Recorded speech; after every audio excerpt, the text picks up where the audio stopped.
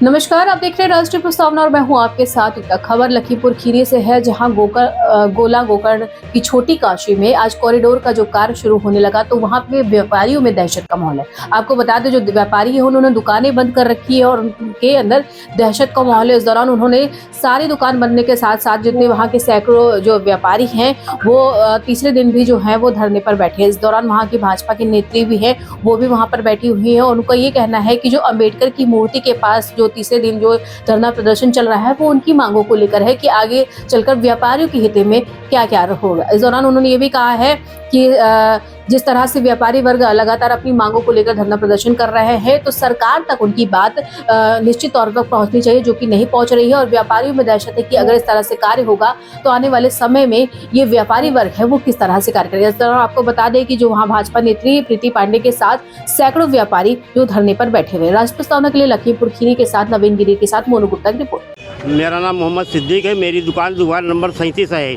जो कपड़े की दुकान है। आज 50 साल से हम उसमें बैठ रहे हैं और हमें जो है नोटिस दी गई 4 तारीख को, कहा 1 हफ्ते के अंदर अपना सामान निकाल लो। हमने जो है सामान नहीं निकाल लिया। अब हम बेघर हो गए हैं और 70 साल की हमारी उम्र है। हम कहाँ जाएं, मतलब रोजी रोटी का सवाल है और सब परिवार जो है इसी से चलता था, इसी से सब कुछ होता था। आज बेरोजगार हम हो गए, आज यहाँ पर बैठे हैं।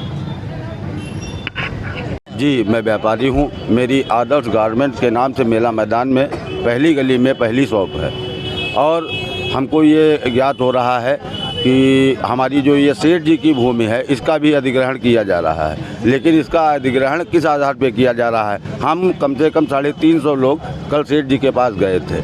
सेठ जी ने हमको आश्वासन ये दिया है, ना हमने 1 इंच भूमि अपनी किसी को दी है और ना ही देंगे।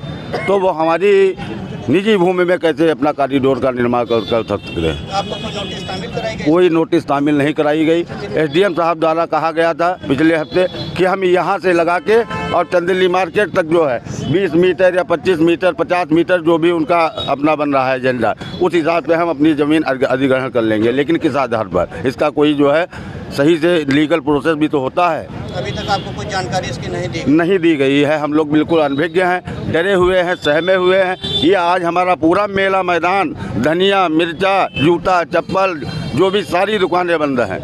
किसी के घर में जो है चूल्हा आज नहीं जला है। क्यों नहीं जला है? क्योंकि हमारी जब रोजी रोटी चली जाएगी तो उसके लिए कौन आगे खड़ा होगा? तो आप हमें ये बताएं, हमारी जो है मांगे ये ऊपर तक पहुंचाएं कि जो है हम लोगों का व्यापार कैसे चलेगा। क्या मांगे हैं? देखिए, यहाँ पर भव्य कॉरिडोर जो है उसका निर्माण होना सुनिश्चित हुआ है और ये हम सब गोला वासियों के लिए बहुत ही गर्व का विषय है और हम लोग इसके लिए माननीय मुख्यमंत्री जी का बहुत धन्यवाद ज्ञापित करते हैं। लेकिन जो यहाँ के प्रशासन का रवैया है, जिस तरह से वो चीज़ों को हिडन किए हुए है, पहले नक्शा को छुपाया जा रहा था, फिर हम लोगों के रिक्वेस्ट पे उन्होंने नक्शा सार्वजनिक किया है, लेकिन वो भी अभी पूरा कंप्लीट नक्शा नहीं है। शहर में क्या बदलाव होने जा रहे हैं वो अभी किसी को उसकी जानकारी नहीं है। साथ ही साथ जब भी कभी कहीं डेवलपमेंट होता है तो उसकी एक बृहद कार्य योजना तैयार की जाती है और उसमें कुछ नियम रखे जाते हैं कि जिन लोगों को यहाँ से हटाया जाएगा उनके लिए क्या हम अल्टरनेट व्यवस्था कर रहे हैं। तो ऐसी कोई भी योजना जो है वो सामने नहीं लाई जा रही है। इससे हमारा पूरा गोला जो है और उसके दुकानदार जो हैं, मकान जिनके जद में आ रहे हैं, वो सभी बहुत आशंकित हैं। तो एक भय का माहौल पूरे गोला में बना हुआ है, जिससे कि पूरी जो सरकार पर ये लोग सवाल उठा रहे थे। तो मैंने इन लोगों को यहाँ पर समझाया है कि जो हमारी भारतीय जनता पार्टी की सरकार है वो निष्पक्ष रूप से काम करती है और सभी के साथ लेकर काम करती है, गरीब तबके के लिए काम करती है। तो आप आशंकित ना हो, निश्चित ही कार्य योजना जो है वो आपके सामने लाई जाएगी। मेरी रिक्वेस्ट पर भी कोई भी कार्य योजना या नक्शा नहीं प्रोवाइड कराया गया और ना ही इनको अल्टरनेट दिया गया। तो आज हम लोग यहाँ पर प्रशासन के विरोध में और इनको जो दुकानदारों को है एक अल्टरनेट व्यवस्था, क्योंकि देखिए यहाँ पर जो जिनका भी व्यापार है वो लगभग 50 वर्षों से भी अधिक है, उनको मात्र 7 दिनों के नोटिस पर हटाया जा रहा है, जो कि न्यायसंगत नहीं है। तो क्या नोटिस का समय कुछ बढ़ाया नहीं गया क्या?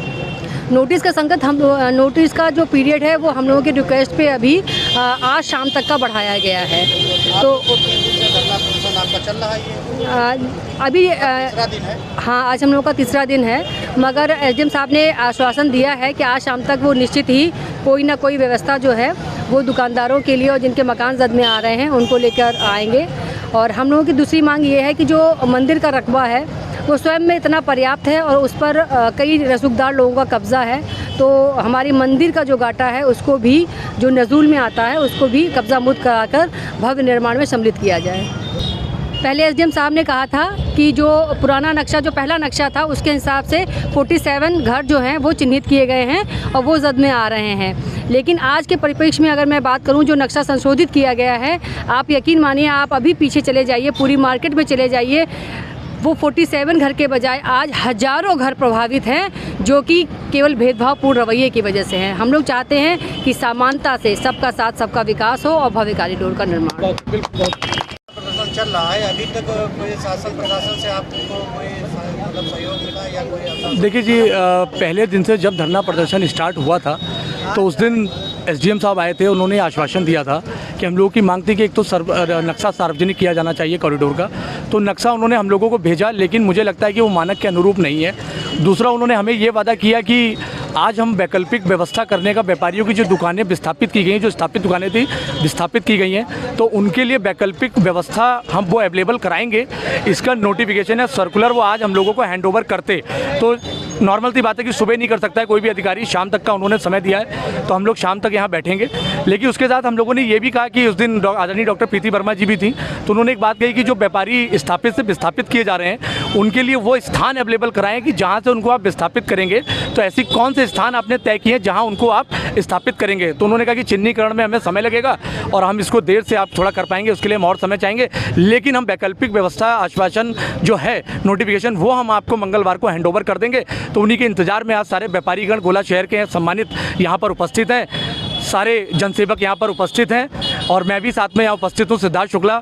मैं एक चीज़ और अपने पार्ट पे क्लियर करना चाहता हूँ, क्योंकि आप मेरी न्यूज़ ले रहे हैं। मैं किसी भी राजनीतिक दल का सदस्य नहीं हूं और मुझे किसी भी राजनीतिक दल के नेता को कोई लाभ नहीं पहुंचाना है कि मैं उनकी वजह से यहाँ धरना प्रदर्शन करने बैठा हुआ हूं। वो आएंगे, यहाँ अपना नाम हाईलाइट करेंगे, चले जाएंगे। मैं सुनीता मिश्रा, स्वर्गीय सुनीता मिश्रा एडवोकेट का बेटा हूँ। गोला गोकरणनाथ में उनका देहांत हो चुका है। मैं इस गोला शहर में बढ़ा हूँ, मैं यहाँ का रहने वाला हूँ। मैं छोटे से इन शहरों में खेला हूँ, इन गलियों में पला बड़ा हूँ, इन्हीं की उंगलियाँ पकड़ के चला हूँ। इस गोला शहर की मेरी माताजी रहने वाली थी, तो मेरे यहाँ सब मामा हैं और दूसरी मेरी ससुराल है यहाँ, तो दोनों ही परिवार मेरे ही अपने हैं यहाँ पर। तो ये सारे लोग अपने हैं, इसमें बहुत से लोग बड़े हैं, जो मामा हैं उनको सादर प्रणाम, सादर चरण स्पर्श है, और जो छोटे हैं उनको सबको स्नेह है, जो मेरे साथ के हैं उन सबको प्यार है।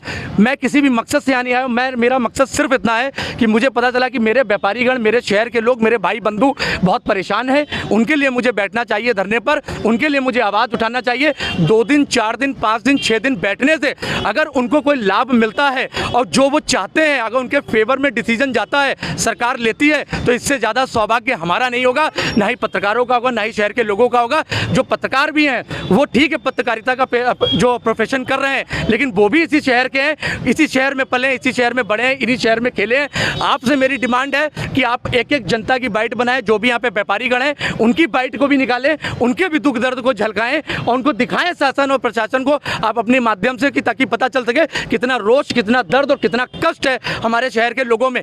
दूसरी चीज़, मैं सोशल मीडिया पर बहुत बार देख रहा हूँ, कई लोग लिख रहे हैं स्टेटमेंट कि भव्य कॉरिडोर का निर्माण होना चाहिए। ऐसे लोग जो वहाँ पर दरे पर बैठे हैं, कुछ दलाल लोग हैं जो दरे पर बैठे हुए हैं और वो अपनी अपनी जो है मांगे पूरी करना चाहते हैं, उससे वो लाभ लेना चाहते हैं। उनको मैं बता देना चाहता हूँ, भव्य कॉरिडोर का सपना, यहाँ पर जितने भी लोग खड़े हैं इस समय बैठे हैं, वो सभी का, चाहे आप किसी से पूछ ले, शायद किसी के मन में ऐसा होगा कि जो इस बात को नेगलेक्ट कर देगा कि भव्य कॉरिडोर नहीं बनना चाहिए। हर व्यक्ति कहेगा भव्य कॉरिडोर बनना चाहिए। क्यों? क्योंकि उससे रोजी रोजगार हमारे शहर में बढ़ेगा और व्यक्ति चाहता है हमारा रोजी और रोजगार बढ़ना चाहिए, हमारा शहर बढ़ना चाहिए, हमारे शहर का नाम पूरे इंडिया में होना चाहिए, वर्ल्ड वाइड होना चाहिए। यहाँ से इंपोर्ट एक्सपोर्ट की फैसिलिटीज शुरू होनी चाहिए, हमारे बाहर से लोग टूरिस्ट यहाँ आने चाहिए, उनसे पैसा जनरेट होना चाहिए, वो हमारे शहर में काम आएगा, होटल, रोजगार, इंडस्ट्री सब बढ़ना चाहिए। लेकिन फिर वही बात आती है, भव्य कॉरिडोर के नाम पर शासन एवं प्रशासन द्वारा आम जनमानस का उत्पीड़न बर्दाश्त नहीं किया जाएगा। अगर आप गिराएंगे तो सबके गिराएंगे और नहीं गिराएंगे तो किसी का नहीं गिराएंगे। सभी के लिए सभी के लिए एक जैसी व्यवस्था लागू होनी चाहिए और सभी को एक जैसा अधिकार मिलना चाहिए। बस हमारी इतनी सी लड़ाई है, बाकी मेरी पर्सनल लड़ाई किसी से नहीं है। चाहे कोई जनप्रतिनिधि हो, चाहे कोई जनसेवक हो, चाहे वो पक्ष में हो, चाहे वो विपक्ष में हो, वो हमारा भाई है इस शहर का, हमारा कोई दुश्मन नहीं है। लेकिन वो हमारी बात नहीं सुनेंगे, वो सरकार के नुमाइंदे हैं, वो प्रशासन के नुमाइंदे हैं। अगर हमारी बात को वो ऊपर तक नहीं पहुंचाएंगे तो कौन उस बात को पहुंचाएगा? उसी के लिए हमें आप में से किसी को जनसेवक बनना पड़ता है, गणमान्य बनना पड़ता है, समाज में काम करने पड़ते हैं और यहाँ बैठना पड़ता है और लोगों की आवाज़ को उठाना पड़ रहा है। फिर वही बात, भव्य कॉरिडोर की आड़ में गरीब मजलूमों को बेघर न किया जाए, हमारे किसी भी भाई बंधु को बेघर न किया जाए, किसी को भी ऐसी कोई व्यवस्था नहीं होनी चाहिए वो कैंप में रहने पर आ जाए, वो शरणार्थी बन जाए शहर के अंदर। जो आज़ादी से पहले और आज़ादी के बाद का यहाँ का सम्मानित नागरिक है, उसकी ये स्थिति होने जा रही है कि उसको जो है आप शरणार्थी बना देने का प्रयास कर रहे हैं। क्या रहे हैं वो भी आपको क्लियर करना चाहिए।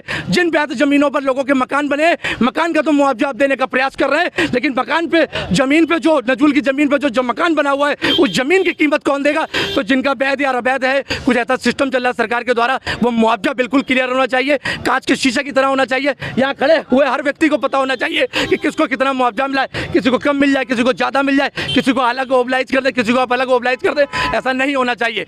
सरकार की जिम्मेदारी है, प्रशासन की जिम्मेदारी, यहाँ आए, लोगों की बातचीत सुने और लोगों के दर्द और कष्ट को सरकार तक रखे। सरकार को लगे गलत है तो सरकार को फैसला देना चाहिए, कोर्ट को लगे तो गलत है, कोर्ट को स्टे देना चाहिए, समय देना चाहिए लोगों को एस्टेब्लिशमेंट का। बस मेरी यही जो है मांगे हैं सरकार से कि आप निष्पक्ष रहें जनता के साथ। मैं सिद्धार्थ शुक्ला अपनी बारी को विराम देता हूँ। कोई बात गलत लगी तो उसके लिए मैं क्षमा भी चाहता हूँ।